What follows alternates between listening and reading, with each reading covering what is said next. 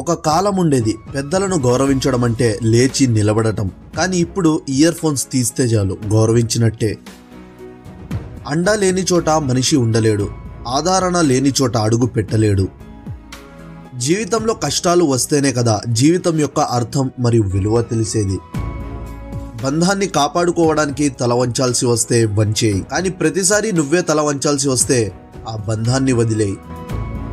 చీకటి అయితే చంద్రుడు రాజు, తెల్లారితే సూర్యుడు రాజు. ఒక్కరోజు ఒకరిది కానప్పుడు అన్ని రోజులు మనవి ఎలా అవుతాయి? మిత్రమా, అనుమానాలు అందరికీ ఉంటాయి. కొందరు అడిగి తీర్చేసుకుంటారు, మరి కొందరు మోస్తూ తిరుగుతుంటారు. చదువుకొని నేర్చుకున్న అక్షరం, కష్టపడి నేర్చుకున్న పని ఎప్పటికైనా నిన్ను ఉన్నత స్థాయికి చేర్చుతాయి. మనిషికి జ్ఞాపకాలు అనేవి కొన్ని చెప్పలేని సంతోషాన్ని ఇస్తాయి, ఎవరికి చెప్పుకోలేని బాధని కూడా ఇస్తాయి. మనం ఏ విధంగానైతే ఆలోచిస్తామో అదే విధంగా మన జీవితం రూపుదిద్దుకుంటుంది. గొప్ప జీవితం కావాలంటే గొప్పగా ఆలోచించండి. డబ్బును పొదుపు చేసేవాడు జీవితంలో ఎదుగుతాడు, మరి మాటను అదుపు చేసేవాడు సమాజంలో ఎదుగుతాడు.